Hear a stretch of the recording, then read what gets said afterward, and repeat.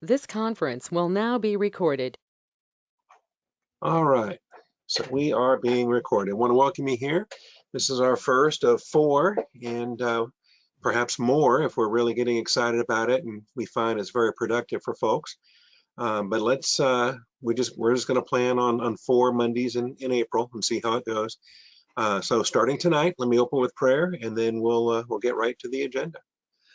Father, we thank you for this night and this time together, and thank you for these folks that have taken the time to be with us tonight. We pray for your hand of blessing upon all of us as we discuss the basics of Logos and really how to install, how to set it up, how to do just the very basic first things. And I thank you for this opportunity in Jesus Christ's name. Amen.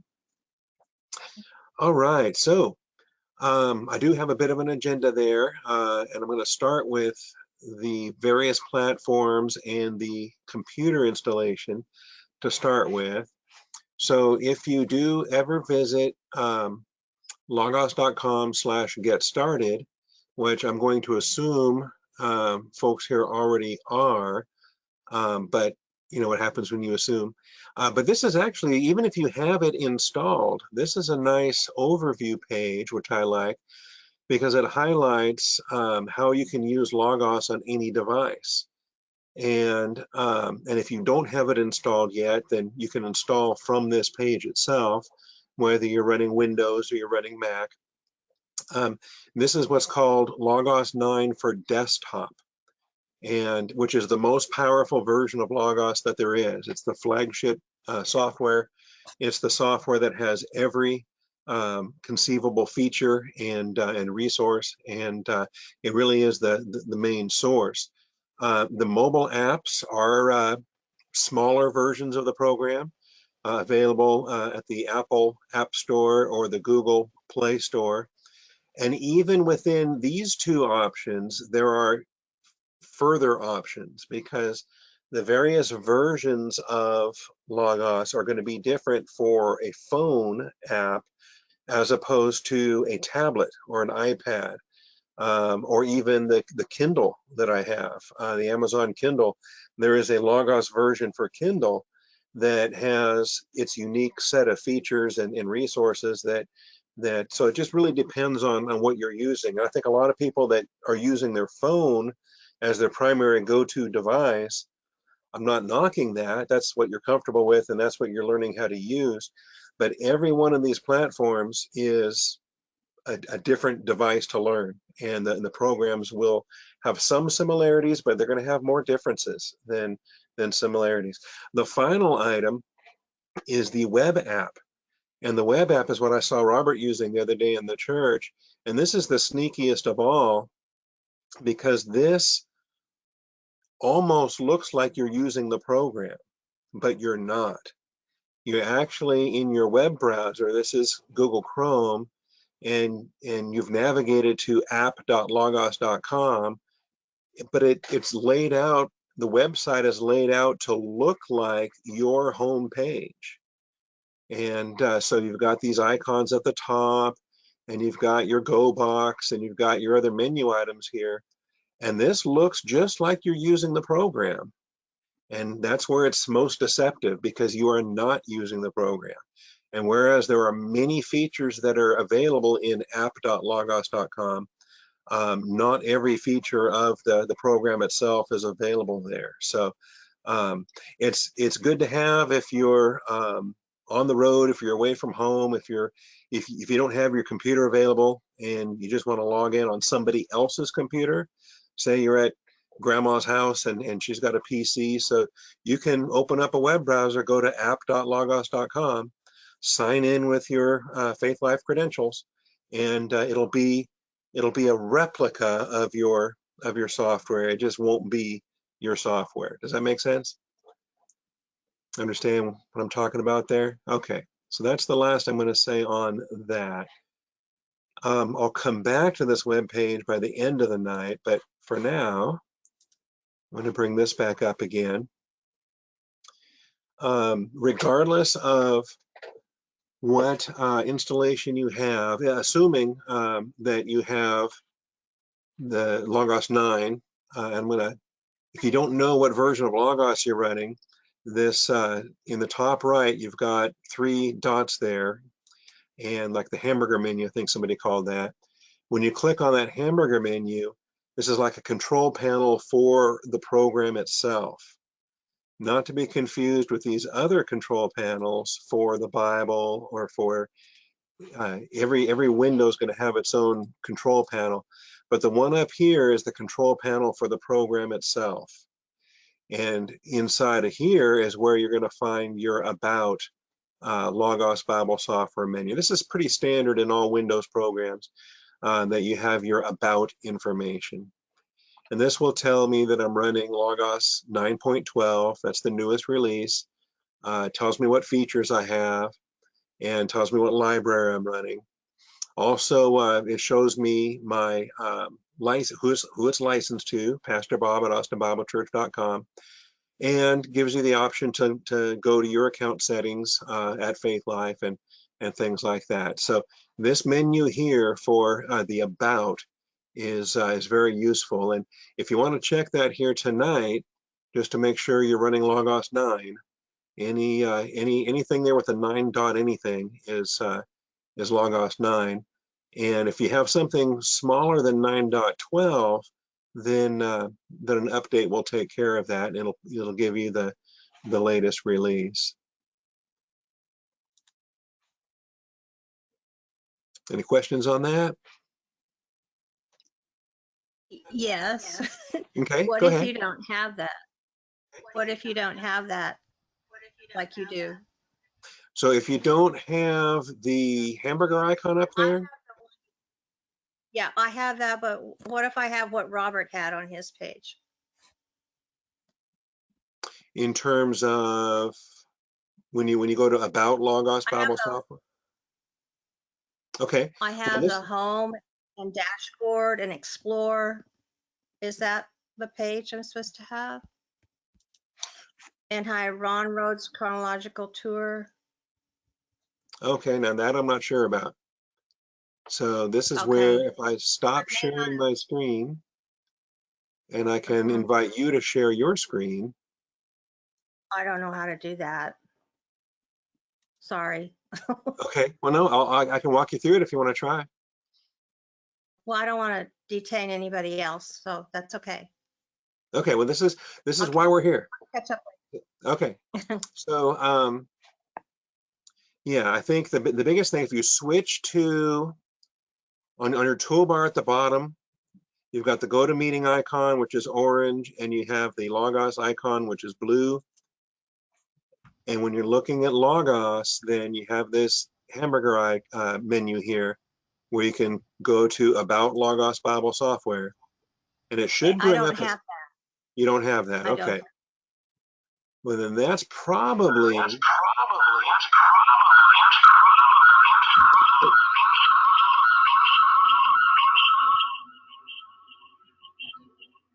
Not sure what happened there, but okay.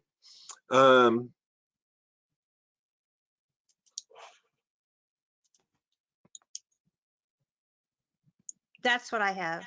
Like that's what you have? Okay. So that's actually the web browser, not the program. Oh, so okay. All right. Yeah.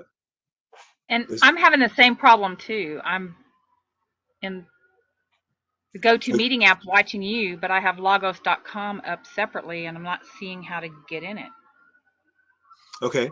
So on your, have you installed the program?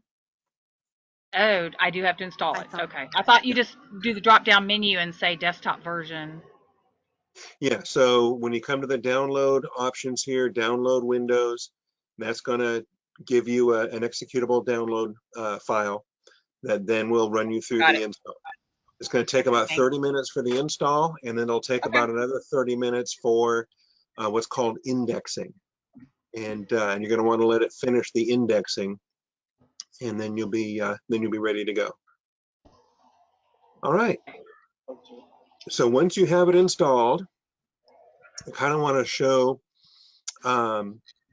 This is what it looks like. It's got. I'm gonna go ahead and close all these windows. because what very frequently comes up is it'll install with a default setting where every time you start the program, it opens up with this home page. And you may love this, and I may come to love this someday, but I presently don't, okay? It just depends on what you use Logos for and how frequently you come here. The home page is easily, you can toggle it open and close just by the little house button in the top left corner of your toolbar. Oh, I have And so that. every click is just going to toggle it open and closed, and you can do that all day, every day, and do that. The problem is if you do have it set as your default view, then that means every time you open a book, it's going to go away. And then every time you close the book, it will typically come right back like that. And that might just get irritating to you over time. So just play with it and decide if you like it or don't like it. But I do want to talk about it because there are some very useful features there. And you'll notice on my dashboard, which is at the top of the home page, I don't need the sales pitch there. I'm going to exit that.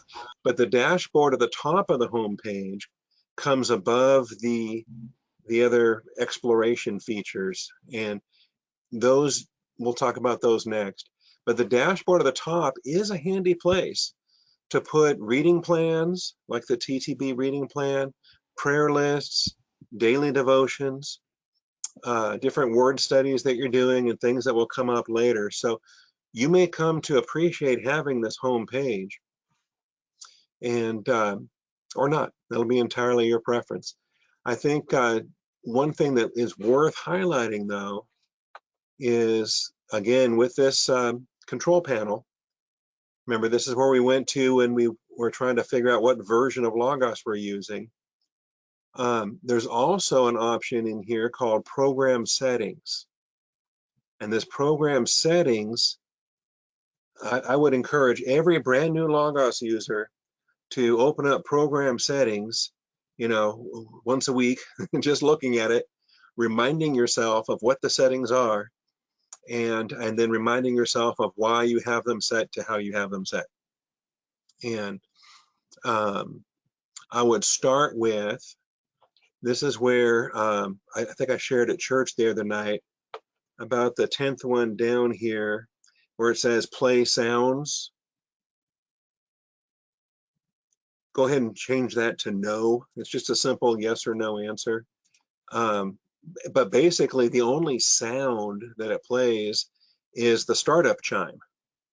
It's just the obnoxious startup chime. So if if you're tired of listening to that Logos startup chime, then click it to no, and you'll never hear it again. Okay, and especially if it's a laptop that you're bringing into church, make sure that the setting there is no. Otherwise, I've been in conferences before where you've heard that Logos startup chime 6 or 7 or 8 times in the beginning of the conference. So that's good. I assume English wants to be your default language, but look how many languages you can have Logos running in. Okay, just leave it in English for now. Some other settings I prefer. I leave all of those as yeses after the play sounds. I'm done with the help cards, but you're probably going to enjoy those help cards as you're learning to use the software. So I would leave those on until you get very comfortable with them. Also, if you notice that the program is hard to read, go ahead and change your content scaling here. I've got mine set at 110%. You may decide you need to set it to 120. You need to set it to 140. It just depends on your vision and your eyesight, your age, your preferences. Now that's for the content. There's also for the program itself. The program itself can be scaled. So that adjusts your toolbars, it adjusts your menus, it adjusts your icons, it adjusts your program as opposed to the content. Does that make sense? So I leave that there. Also, resource panel background. I really prefer either gray or light gray. And let me show you what this does. See, if you've got a Bible that's open and you don't change the resource panel background, if you just leave it on the default white, over time, this can actually be, do you see how bright that is? So over time, that can be wearing on the eyes, and it is recommended. Some people like the paper. I don't know, that's just kind of beige paper looking, or gray, light gray. If you really want to get customizable, you can set it to Windows default and then go into your Windows setting, and you can come up with purple or whatever else you want to do with it. But I'm going to leave mine on the light gray. All right. Then whether you're using the internet or not, whether you want to automatically start your downloads or not, this is about once a week or once, usually on Wednesday mornings, twice a month maybe. Logos will send you some updated resources. And if you want to just have those done automatically, you can do that. Or if you'd rather just do it manually. Again, that's your preference. And it depends too on some machines that are never on the internet. Then, you know, obviously it's kind of irrelevant whether you have the use internet there or not. But selecting the no option will keep Logos from trying to find a network if that's a non-internet machine that you're working with. I think the rest of these you can leave with the defaults for now until you get more comfortable with the program. But then again, it's worth, again, coming once a week, once a month, looking through, seeing what your different options are. All right. Any questions on the program settings?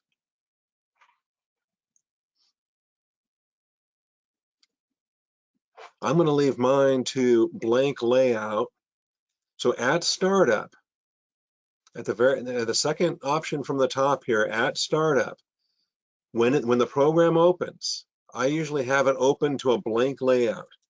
If you want to open to a home page, you can open to a home page. It's the option right above blank layout. Or another layout that you happen to have. And don't worry about the layouts yet. That's going to come up probably on class 3 or class 4. I'll show you how to create some layouts. For tonight, I think you either want home or blank. Either one would be fine. So close those, and back to the home page because I have that default set to the home page. Let's run through some of these options then. If there's something you want to add to your home page, this plus button there is where you can add to it. You might want to add a daily devotion. You might want to add a prayer list. You might want to add a reading plan. Any of these, a course, if you happen to be taking a Logos course, you can add a course to your home page.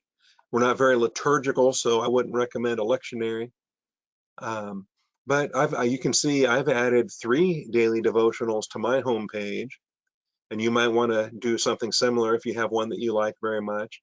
I've got one called On This Day, which you know, keeps track of what day it is, so it'll take you to that reading for the day. Or daily scriptures. This is another favorite that every day it gives me a Hebrew reading, a Greek reading from the Septuagint, a Greek reading from the New Testament, and a Vulgate Latin reading from the New Testament, which I don't honestly do, but that's kind of fun. And then another favorite devotional that I have is the Amazing Grace hymn stories. And so here's, this is Kenneth Osbeck's Amazing Grace devotional, and it's 366 inspiring hymn stories. And the one for today is Wounded for Me. And you can read through the hymn story there. Anyway, these are the different devotionals. They don't allow you to add, I was trying to add a daily devotional for Ron Rhodes. And sadly, he is not. His resource is not formatted to be selected as a daily devotion. I'm gonna see if I can get him to update his resource and see if we can get Logos to add Ron Rhodes as a resource, because that would be marvelous. All right. And then down here on the Explorer, let me clear up some of these things here for you, because there is a ton there, and most of it will not be of any interest to you at all. So in the top right corner of the Explore section of your home page, this is where you can toggle often on and off everything, okay? And community pricing. That's for power users that are trying to get new resources. It's like a co-op buy-in program trying to get new resources added to Logos. You probably want to uncheck that.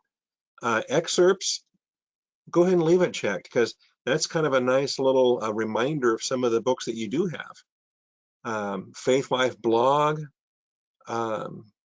you know, if you're not really into the Faith Life blog, if the Austin Bible Church homepage is the only one you look at, then the Faith Life blog probably is not of an interest.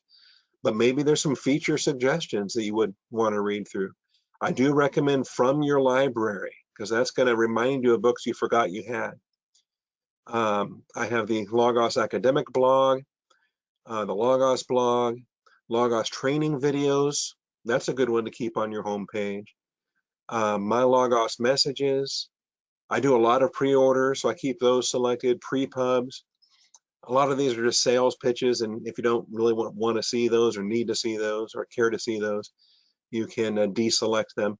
And it's just a checkbox as you select and deselect. Today in Christian History and Verse of the Day. So if you're like me and you want to read everything, then you click them all. And if you're like other people that don't want to read anything, then you deselect them all. And you'll have a very simple homepage layout. I do like, though, some of these are nice. I like the graphics that you'll find there, like the Matthew 6:33 graphic. I like the Today in Christian History. If you want to read about what happened on this day, then you can click on that. Then there's others. Sometimes they'll offer a free book, and then usually once a month they change the free book, and you can click on that. And they're just trying to keep active engagement with their subscribers. There is a 20% off sale going on right now with the Logos 9 packages. Anyway, these are the kind of things that you can browse through. If you're ever bored browsing through, Faith Life or Facebook or whatever other social networks that you browse through on a daily basis, then open up your Logos and start browsing through the Logos homepage. And you can tempt yourself with some resources there. And like I say, it just toggles open and closed based upon what you're doing there. Okay, now I think, let me get my notebook back open again.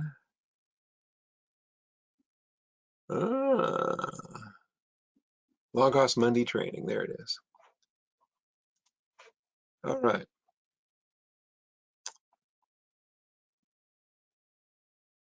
I do want to talk about the library. I want to talk about the resources. So the first, you say, okay, I got the programs installed. I can see my home page. But now what? How do I read my Bible? How do I do anything, right? And you probably only have these items up here, the docs, guides, and tools. I don't expect you have a folder for notebooks. And I don't expect, unless you've already put some bookmarks up here on this toolbar, your setup probably looks like, well, let me change. I'll show you here. I've got an opportunity now. If you are sharing a computer with somebody, you do have the opportunity to have multiple users on the same machine. And so I'm going to select my little icon there that shows my picture, and I'm going to switch. I'm going to restart as Sharon Bolander. And Logos is going to restart. It's going to sign in as Sharon instead of me. And so this is now Sharon's home page. And you'll notice her layout is a little bit different than mine. And she only has 2 cards on her dashboard. And I do recommend this. I think this is now a default setting. I'm going to recommend this quick start for Logos 9. If you're finding a card on your dashboard that says quick start for Logos 9, that's a good thing. You're going to want to click on that and go through that. We'll talk about that before we finish tonight. But you will notice that this is her account. That's her smiling face instead of my smiling face. And now you can notice you have a much more basic toolbar here at the top. She has the same 3 buttons here: the home page, the library, and the fact book. She has the same search panel icon. That's with the magnifying glass. That's for searches. Then you have your Go box. It's called the Go box because it's the box next to the green Go button. Then you have Docs, Guides, and Tools, and then a huge empty area here that is available for you to drag all the shortcuts there you want. And I recommend, putting your top Bible up there, putting your top commentary up there, the things that you're looking at very frequently. If you got Ron Rhodes, putting that up there, whatever else you're doing. And then on the right, these icons over here are going to include your layouts, including several pre-programmed quick start layouts, homepage layouts that could be available for you at startup if you want to select one of those, and then any saved layouts based on the custom ones that you come up with. So this is your layout button. Then this one's your close all button, and then the store button, because they may want you to buy more books at the store. All right. Then your account settings, your Faith Life profile, your Faith Life groups, and again, your program customization. All right. So I'll go ahead and stay here for now, and let's look at our library together. Okay, so this button here is the library button. If you click it, it opens up your library in a drop-down panel. And depending on your default settings, it may look like this, or it may look like that, or it may look like that. I think the default is tile view, which is unfortunate. I don't like that view. Some people love it. I would prefer, instead of the tile view, changing it to the details view. So you have this icon up here, this menu item up here, where you can change from covers to tiles to details. I don't know, maybe you like covers, If this is how you spot your books, then and you're very visual, and this is how you want to do it. But Sharon's got 469 results, and this is an awful lot of scrolling just to try to find a Bible. So I don't recommend the covers view, and I don't recommend even the tile view, although that's easier to scroll down. I think the best view is the details view. And then not only having the details view as your default, but then opening your sidebar as well. This just toggles open and close right here. This menu item to the left of Find Resources allows you to toggle your filters. So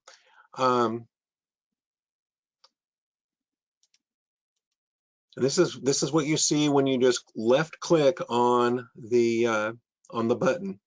Now, if you click and drag on the button, you can actually drop the library down and open it up like that. That's kind of my favorite. Or you can drag it down, and if you want it over there, drag it over there. Or if you change your mind and you want it there. Or if you want it to fill the entire window, drag it there. And I would recommend just playing with this a little bit, experimenting with the click and drag for bringing the button down. You can do the same thing with your fact book. You can drag it and tell it where to open on the desktop. It's going to be very helpful for you. All right. I'm going to go ahead and open the library now, full panel. So this is where you can see the most of what you can see. And perhaps, if this has already been tweaked here, there's a lot of results here.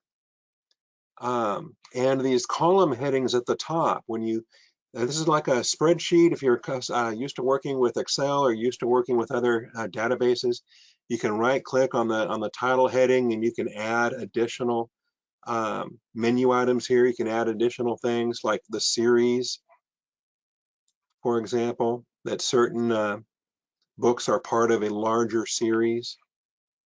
That might be a useful feature to add. Or the type of book. The type of book. It might be worth knowing, is this a Bible commentary? Is this a devotional? Is this a book of quotations? Is this a lexicon? You know, where are my Bibles? I'm still looking for my Bibles.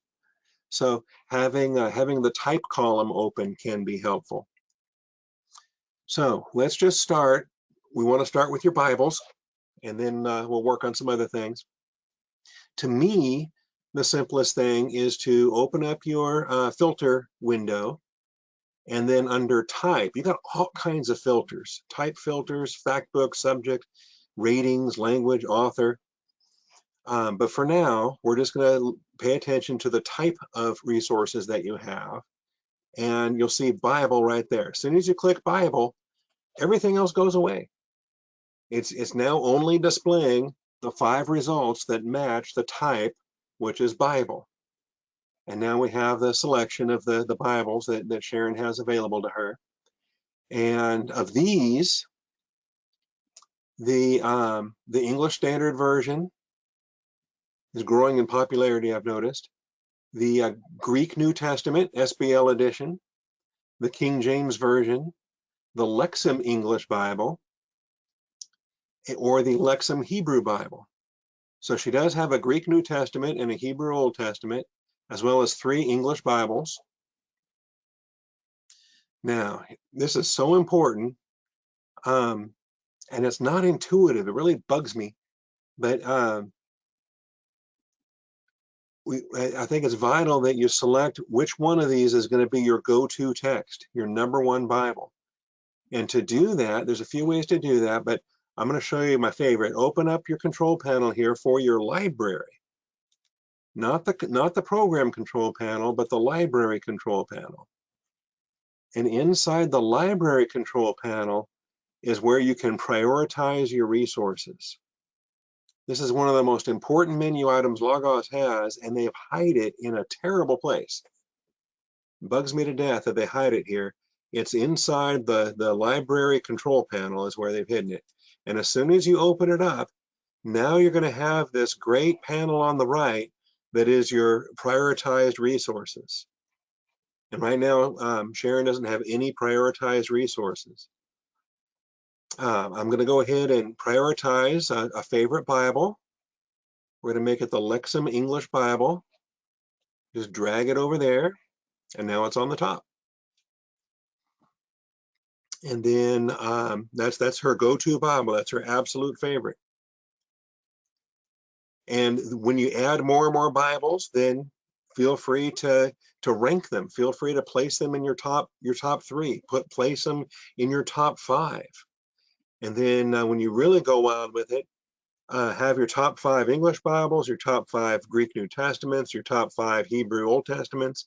Prioritize them. Even your top 5 Septuagints, your top 5 Latin Vulgates, if you'd like. Just make sure you put them in that column. And then once you have more than one book in that column, then you can start dragging them up and down in that list. Any questions on prioritizing resources from your library?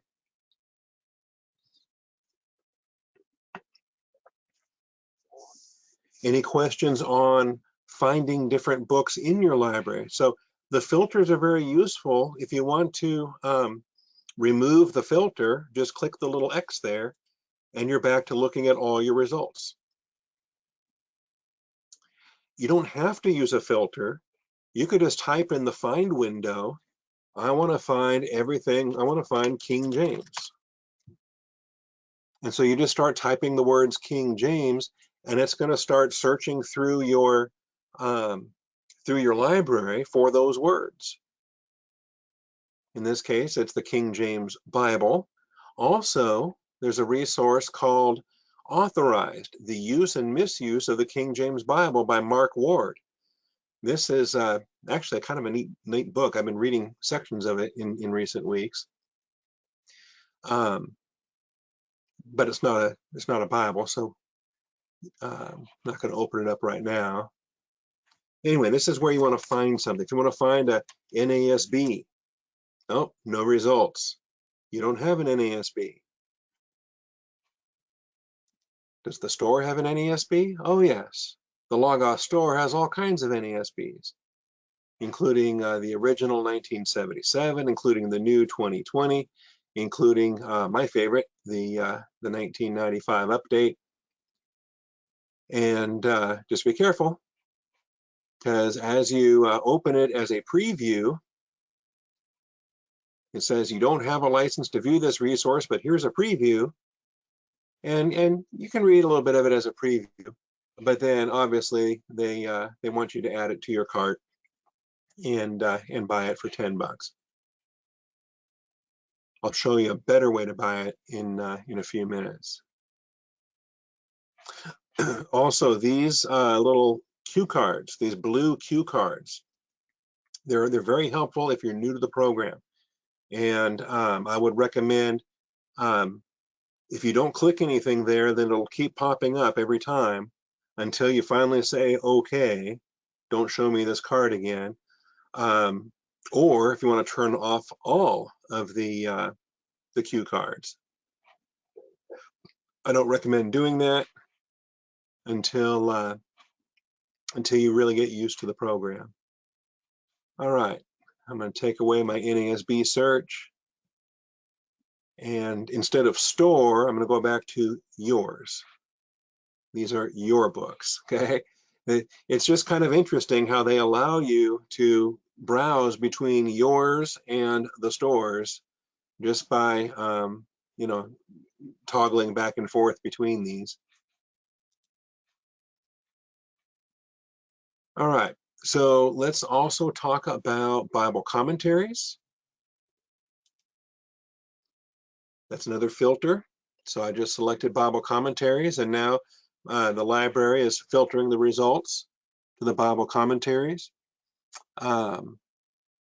Right now they're sorted by title. If you wanted to sort them by author, you could do that and see if there's any of those names that jump out at you. If you're a big Wesleyan or a big Spurgeon fan or Calvin or whatever, you can sort by author. You can also sort by series, sort by rating, sort by your own tags if you've added any tags. I usually just leave it open by title. And again, you can just start typing Faith Life, right? And you're going to see some Faith Life Bible commentaries there. All the benedictions in the Bible, all the prayers in the Bible, all the songs in the Bible. Commentary critical and explanatory of the whole Bible. This is actually a marvelous commentary. Jamieson, Fawcett, and Brown, JFB. In fact, this is such a great commentary, I'm going to recommend dragging it over here and dropping it underneath the Bible, make it a prioritized resource. So now that'll kind of become your go-to commentary. And then as you add additional commentaries, you may decide you want to add more to that. So now we've prioritized a Bible, we've prioritized a commentary. I'm going to go ahead and close the filters there. All right. What about a calendar devotional? These are the ones that are available. Rick Brannon is a fellow that I met, actually, a longtime Logos employee.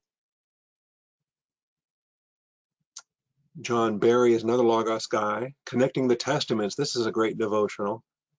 So if you're looking for one to add, I wouldn't prioritize it here, but if you're looking for one to add to your homepage, this Connect the Testaments would be a good one. I'm gonna go ahead and do that now. Homepage, add a daily devotional, Connect the Testaments. And that'll sit there as a nice daily devotional. All right, so besides calendar devotionals, besides Bibles, besides commentaries, what else do we have here?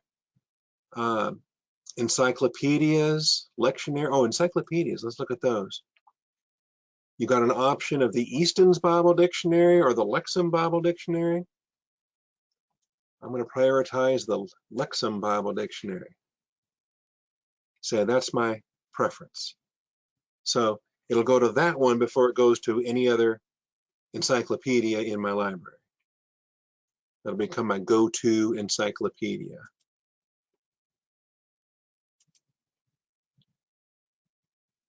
All right. Lexicons, if you want to select a favorite or not, we can let that go. Sorry, I'm not sure about that. Ooh. Remind me not to say the word lexicon. If I don't say it properly, then Alexa will interrupt our class. All right.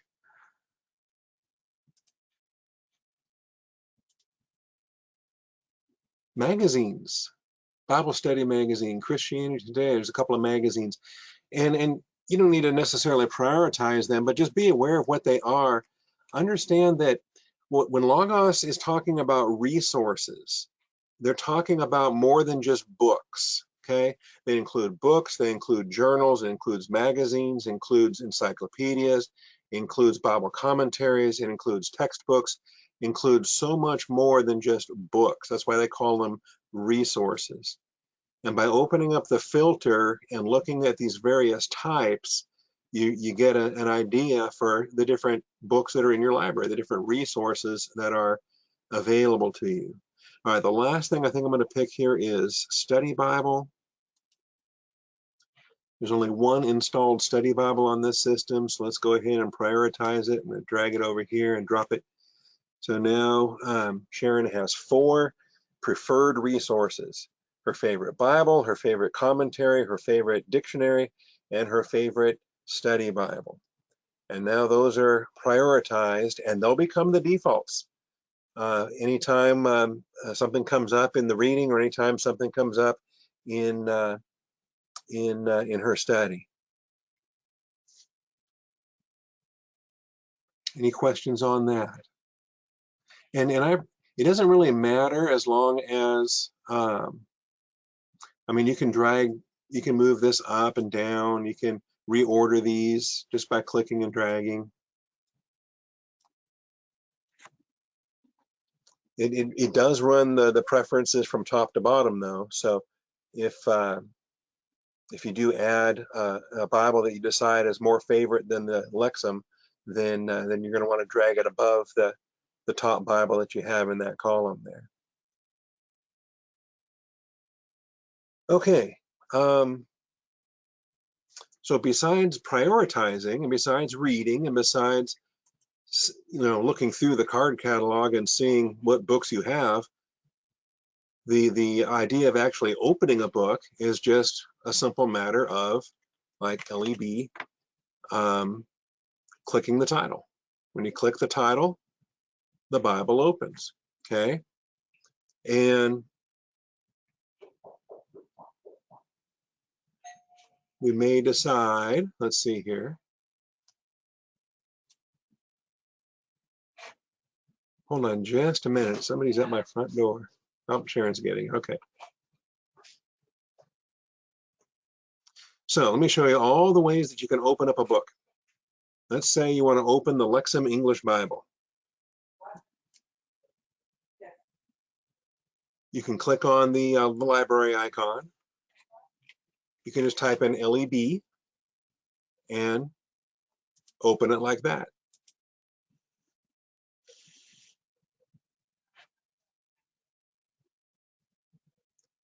Or if you don't want to open up your library, let's see, you can just come up here to the Go box and type in LEB. And you should see, there it is, resources, open the Lexham English Bible, or open Lexham English Bible audio. You actually have a New Testament audiobook with the Lexham English Bible there. That's another way to open it. Or you could just start typing a passage, John 3:16. And the first item you have there says, look up John 3:16 in your preferred Bible. Okay, there it is. So many different ways that you can open your favorite Bible. Again, you can open it from the library.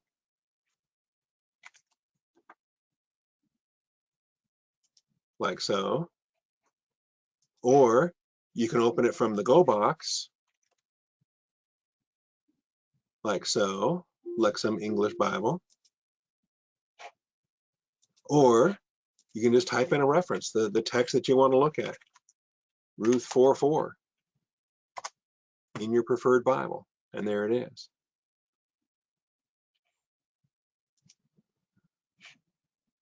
Or, so I've shown you three. Do you want a fourth way?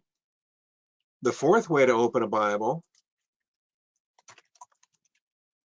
let me just get one open again, is by grabbing this and dragging it up here to your toolbar and dropping it there. That's how you put shortcuts on your toolbar. So now there's a Lexham English Bible icon on the toolbar, and all you got to do is click it, and it'll open up your favorite Bible every time.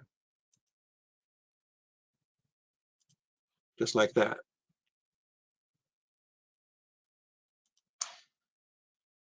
All right, so that's 4 different ways to open a Bible. Any questions, thoughts, comments? Is that too much? They really programmed in overkill. They programmed in 4 ways to do anything. And the purpose for that is that people think differently. People learn different ways to do things, and they get more comfortable with the things that they do.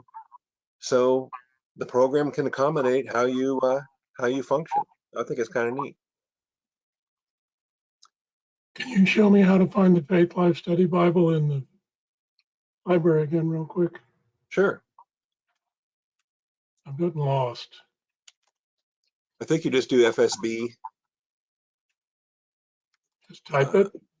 Yeah, just type in the find window, type in FSB. And it's the top one there. It says no results, try the store, but I know I have it. Okay, really? Well then, Faith Life Study Bible. And it still says no results? Yeah. That's crazy. I'll have to look at that. If you bring the laptop tomorrow, I'll take a look at that and see why it might be missing. I have it open on my laptop, but I can't find it here in this library index. Okay. I had it open here. Let me see if I still do. Yeah, I've got it open right now. Okay. But I can't get it. I can't find it to put it in the priority thing. That is odd. I'll have to think about where to. So it's in your laptop library, but not your desktop library. Oh, I'm using my desktop right now. Okay. I've got it open. And you type in FSB and nothing comes up. No, but okay, does that filters have something to do with that? Oh yeah, do you have any filters assigned? I don't know. just click on the word all in the top left corner there. That'll remove all your filters. All right. And now when you type FSB, Maybe that was it. I got it. Okay.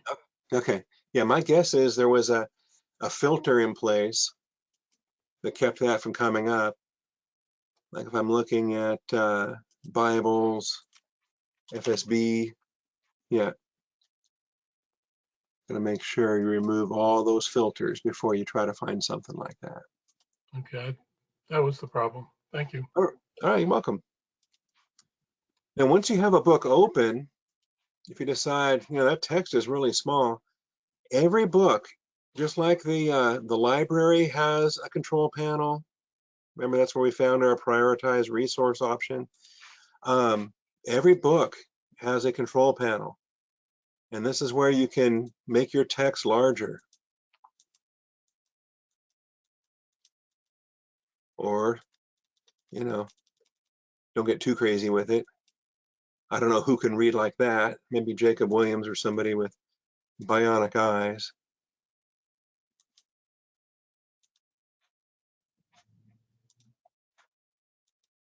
And I find I am constantly adjusting these because settings are different depending on what monitor you're reading, what laptop you're reading. If I'm connected to the projector at church, I'm constantly having to tweak my text size.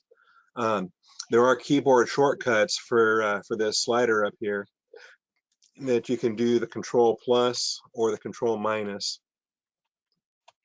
or even Control 0 to give it back to the default again.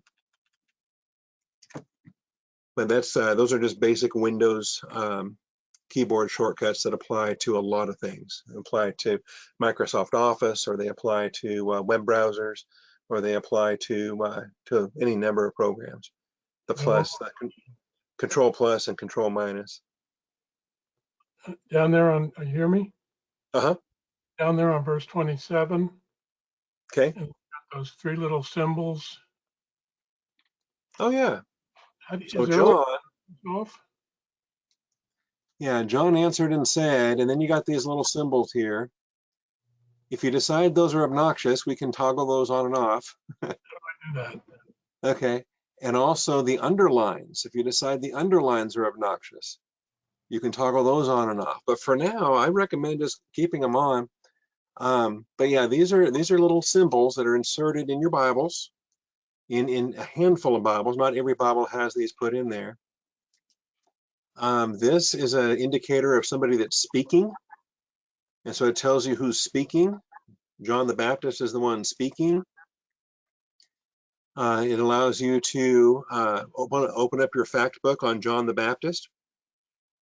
It also tells you who he's speaking to.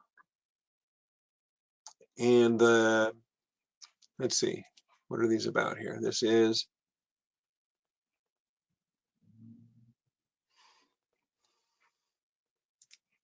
the icon here for a man can receive. So yeah, we have a man, just a disciple, a person.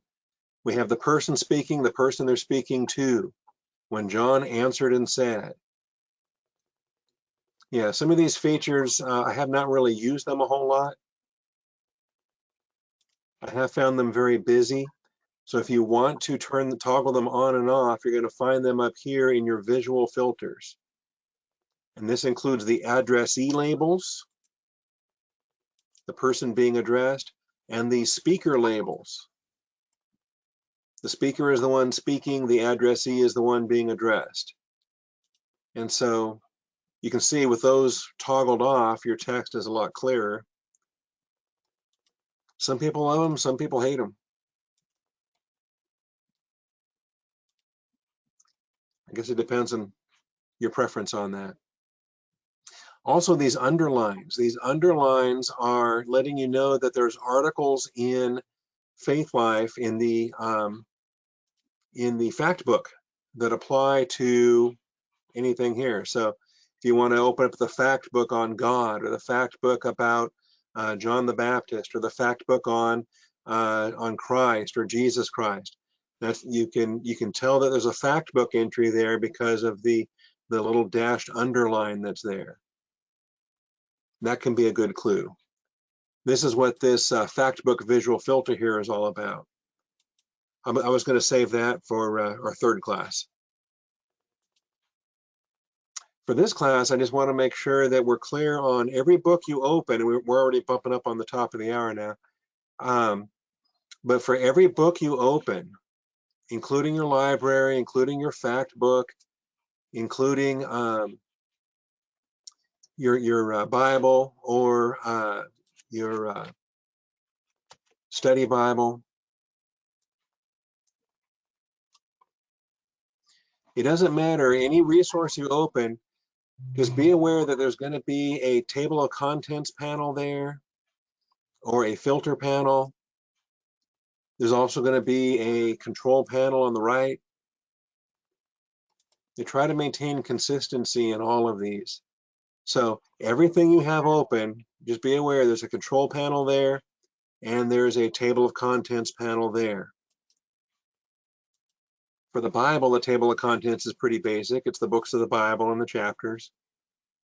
But for other things, like the Lexham Bible Dictionary, it's not organized by, it's not versified, it's arranged by a topic.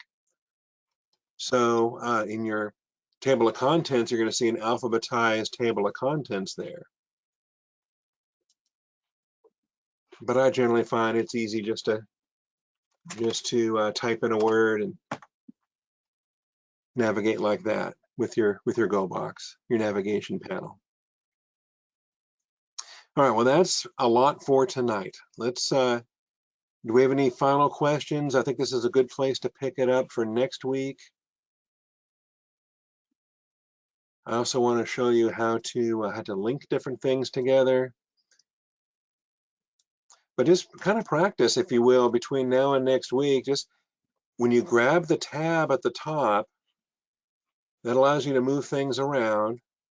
And when you see the shadow form, it kind of gives you an idea for where it's going to land when you drop it, when you let go of your mouse button. And so that's kind of fun to just kind of practice by moving books around and experimenting with different layouts and seeing, you know, your preferred mode of study. When you get ready to close everything, this little button up here is the close all, and that's the one that just immediately refreshes everything, closes all open resources, takes you back to your home page.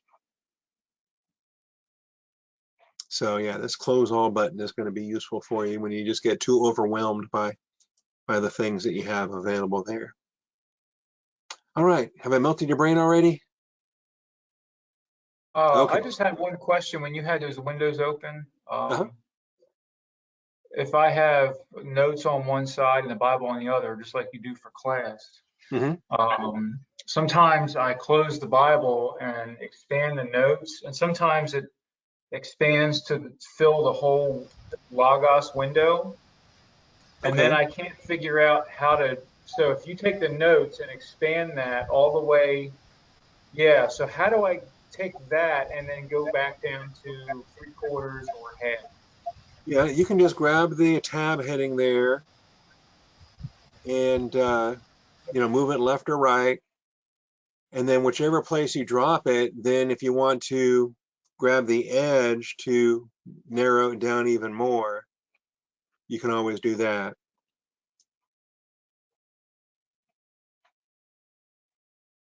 You see how I'm doing that?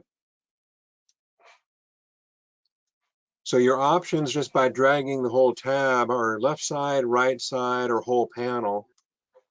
So, but if you leave it on as half a panel, then you can actually manually grab the right edge and make it, you know, wider or narrower. Yeah, so what, on my left, well, maybe I'll save it for another night. If you're wanting to wrap it up, I can save that for another night. Alrighty. Yeah. All right, well, thank you all for joining, and we'll do more of this Thank next week. you. And feel free to bring your laptops to church, and feel free to ask me. And I'd be glad to sit down with you. I'm It going to was a stop. good lesson. Well, thank you. I'm going to stop the recording.